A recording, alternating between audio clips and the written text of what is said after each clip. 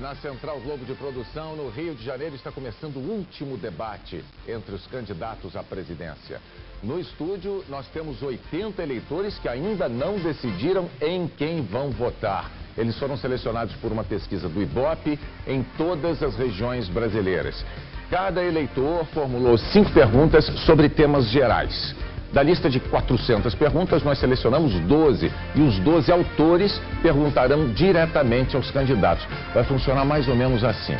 Eu vou sortear o primeiro candidato a responder. Aí ele virá até esse monitor que está aqui, que reproduz a imagem daquele telão.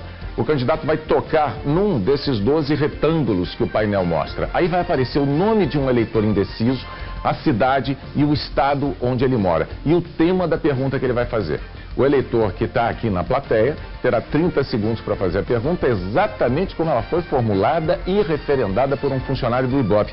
Essa regra garante que o eleitor não vai improvisar e nem acrescentar nada àquilo que ele mesmo escreveu. Eu tenho uma cópia aqui comigo para conferir. O candidato responderá a pergunta do eleitor em 2 minutos. Em seguida, o adversário terá direito a uma réplica de 2 minutos. E, finalmente, o candidato que começou respondendo terá 2 minutos para a tréplica. Isso vai se repetir 4 vezes em cada um dos 3 blocos do programa. O candidato que se sentir ofendido ou caluniado pedirá o direito de resposta, que será concedido quando eu e a produção considerarmos procedente. Para não prejudicar nem os candidatos, nem aqueles que nos acompanham pela televisão, é claro, eu peço mais uma vez aos convidados aqui que se mantenham em silêncio, a não ser agora para a entrada dos candidatos Dilma Rousseff do PT e José Serra do PSDB.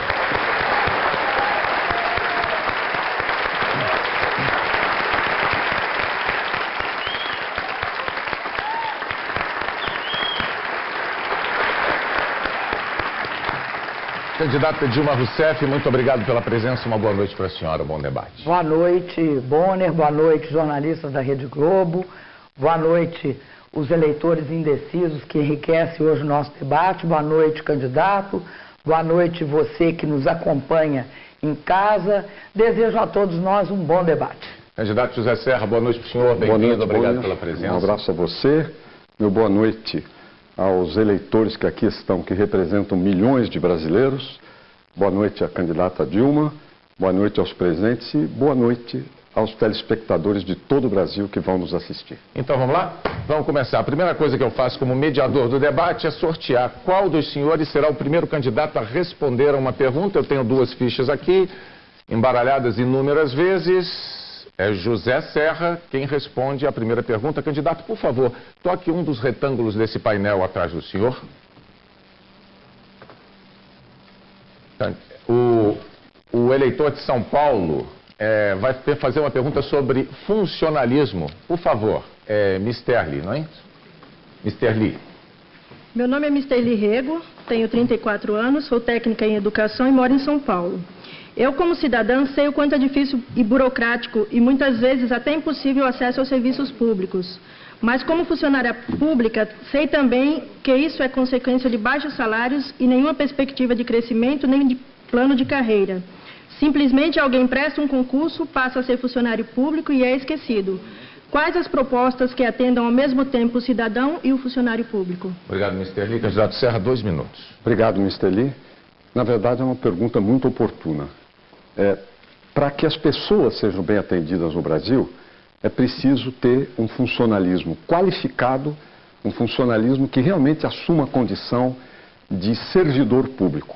Eu defendo, em matéria de funcionalismo, a carreira, o concurso, a valorização dos profissionais de cada área. Isso é fundamental, porque sem isso nós não vamos ter um bom serviço público e quem paga o preço é a população. E eu acredito, inclusive, que no Brasil tem que haver muito avanço nessa área.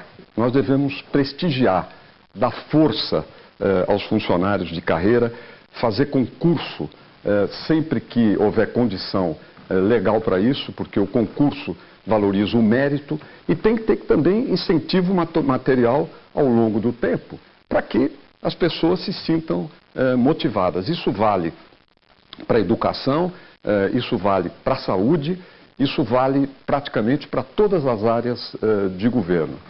E eu creio, inclusive, que o serviço público bem valorizado, de boa qualidade, faz com que as pessoas se sintam melhor em sua autoestima, melhor a autoestima do país mesmo, né? Agora, tem que ter um exemplo de cima, porque funcionário público não trabalha direito se o exemplo de cima é ruim. Esse é um caso típico de funções, por exemplo, como de arrecadação de impostos, né? Como, por exemplo, na área da saúde, como, por exemplo, na área da educação. E eu defendo também que o funcionário tempo integral tenha, no final da sua carreira, depois da sua aposentadoria, uma aposentadoria integral. Né? Por quê? Porque é alguém que teve que se dedicar exclusivamente àquela tarefa, diferente de pessoas da área privada. Seu tempo, que candidato. possa ter isso. Obrigado, candidata Dilma. A senhora tem direito a 2 minutos para a réplica. Queria dizer, Mr. Lee, que a sua pergunta é muito correta. De fato, no Brasil, há uma tradição de pagar mal ao funcionalismo público e muitas vezes, inclusive, a desvalorizá-lo. Nós defendemos, no governo Lula, uma política de valorização dos professores. Por isso, criamos o piso nacional do magistério, temos uma política de valorização também dos policiais e da área da saúde. Fizemos concursos e criamos planos de carreira. Eu, no governo, vou ter um compromisso muito forte com a questão da educação. Porque todo mundo fala em qualidade de educação, mas na hora de ver quem é que garante a qualidade, todo mundo esquece que quem garante a qualidade é o professor. E professor, para garantir qualidade, ele tem que ser bem pago, até para atrair as pessoas para aquela profissão, e tem de ter formação continuada. Eu sou contra que se mantenham serviços terceirizados e precários na função pública, porque desestimula o funcionário. O funcionário é um ser humano e tem de ser tratado como tal. Ele tem de ser incentivado, ele tem de ser valorizado, porque assim ele vai trabalhar melhor. Isso nós tivemos uma experiência muito boa em várias áreas. Na área, por exemplo, de educação, nós fizemos isso com os professores afetos ao governo federal, né? Os professores das universidades federais e das nossas escolas técnicas. Fizemos isso também com os profissionais da Polícia Federal, tanto os agentes como os delegados. E fizemos também na área da saúde, até na área da Previdência. Por quê? Porque na Previdência também tem de ter médico que faça perícia e que faça sendo valorizado. Tempo, por isso, candidata. a sua pergunta é muito correta. Obrigado, candidato Serra, a sua tréplica. Eu queria acrescentar outros elementos em relação à questão do funcionalismo. Eu defendo o mérito e a valorização do mérito, inclusive com bonificação, quando determinadas metas forem atingidas. Isso é muito importante, porque isso estimula as pessoas a trabalharem melhor, sem dúvida nenhuma. Isso pode ser feito com muita clareza, por exemplo, na educação. Na educação, nós chegamos a fazer avaliação de todas as escolas. E nas escolas onde houve melhora de um ano para outro, naquelas onde houve a melhora em relação ao que era no ano anterior, chega-se a pagar até 3 salários a mais para todo mundo, não apenas para quem dá aula. Uma outra questão é a certificação ocupacional nos cargos de confiança. Porque, por exemplo, dirigentes regionais de saúde, dirigentes regionais de ensino, tem uma série de cargos que a gente pega um funcionário e põe no cargo que é de confiança. Inclusive ganha mais, tem mais complemento salarial e tudo mais. O que eu passei a fazer? Nós passamos a fazer no governo. Em Minas também o Aécio Neves fez. Certificação de qualidade, digamos. Não pode nomear qualquer um. Quer dizer, o funcionário, para ir para lá, tem que ter um currículo, tem que ter uma avaliação, tem que ter uma folha de serviços melhor. Com isso, nós diminuímos a ação da política junto ao funcionalismo, que às vezes implica impor não os melhores, não os mais qualificados, mas quem não tem qualificação. Quando eu era ministro da Saúde, eu fiz isso em relação à Fundação Nacional de Saúde, a FUNASA, com seus coordenadores estaduais. Não por coincidência, depois que terminou o governo, eu até fui candidato, vi um debate aqui em 2002, esse decreto foi revogado. E aí a FUNASA passou a ser inteiramente politizada nos seus coordenadores estaduais, trazendo muitos problemas para a saúde. Tempo, candidato. Agora é a vez de a candidata Dilma tocar a tela e escolher um retângulo.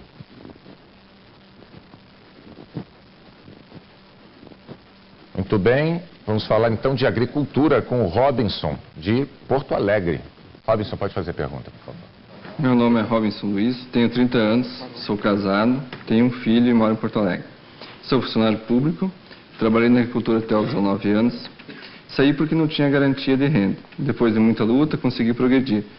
Quase todos os meus amigos de infância também saíram. Muitos não tiveram a mesma sorte que eu. Qual é a proposta para manter o jovem no campo, mas com garantia de renda? Obrigado, Robinson. 2 minutos, candidata. É uma excelente pergunta, Robinson. Principalmente a gente sabendo a importância que a agricultura tem no Rio Grande do Sul. No Rio Grande do Sul nós tivemos talvez uma das melhores experiências nesses últimos anos e eu vou levá-la para todo o Brasil de uma forma ainda mais ampla, que é a agricultura familiar. Veja que a agricultura familiar, primeiro, ela foi beneficiada pelo Luz para Todos. Tenho certeza que quando você saiu lá da sua terra, não tinha luz elétrica, ou se tinha, era das poucas que tinha, porque no campo no Brasil faltava energia elétrica.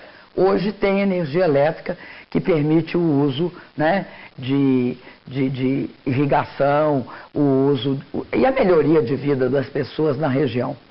Além disso, o PAA, que compra alimento direto do agricultor familiar.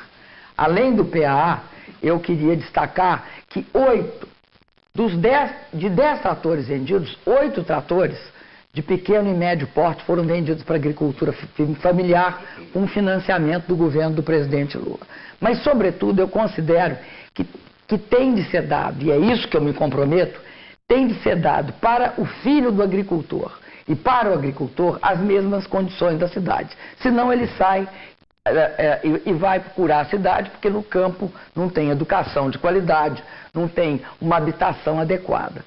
Nós, no Minha Casa Minha Vida 2, separamos, como também no 1, uma quantidade de habitações só para a zona rural, para garantir uma qualidade de moradia para as pessoas equivalente à da cidade. Educação, eu acho que é o grande desafio nosso. Inclusive, sermos capazes de garantir para o filho do agricultor que ele, quando voltar, ele volte ou como um veterinário ou como um agrônomo, e isso vai melhorar, porque a agricultura familiar é responsável pela produção de alimentos. Candidato Serra, 2 minutos para a réplica. Olha, eu acho uma excelente pergunta, que permite, inclusive, abordar algumas questões que são fundamentais para o Brasil. O que precisa a agricultura? A agricultura precisa de renda. O produtor precisa de renda. Para renda, ele tem que ter crédito. O crédito se expandiu, mas há um custo ainda difícil de ser suportado e às vezes o agricultor não tem condição de pegar e o fato é que o pequeno agricultor, a agricultura familiar, tem hoje um grau de endividamento muito elevado e vai ser necessário fazer uma renegociação ampla nessa matéria. Segundo, precisa ter preço, né, para ter renda. O que está acontecendo hoje? Com a política econômica de juro alto e real, a moeda muito valorizada, o agricultor do Rio Grande do Sul, por exemplo, perde competitividade com o uruguaio, com o argentino, que não são mais eficientes, mas tem uma relação dólar-real, e no caso dólar para a moeda deles, muito mais favorável do que a nossa. Um outro aspecto é o aspecto da infraestrutura, estrada. Grande ou pequeno, o agricultor precisa de estrada, armazenagem. 40% da capacidade de armazenagem no Brasil é considerada ruim. Quer dizer, os produtos estragam. E falta muita infraestrutura, estradas para levar a produção, para trazer os insumos. Isso encarece as coisas, o preço do milho, o preço disso, daquilo. E, aliás, nós estamos tendo agora uma inflação de alimentos. Aumentos imensos no arroz, no leite, no açúcar, no feijão, na carne, que não são aumentos assim apenas de temporada, né, sazonais. São aumentos muito fortes, muito altos, que está pegando a inflação de alimentos, está ao dobro da inflação do consumidor médio no Brasil. E a agricultura tem um papel essencial nisso. Portanto, ficar no campo significa fortalecer a agricultura e enfrentar essas questões. Tempo esgotado.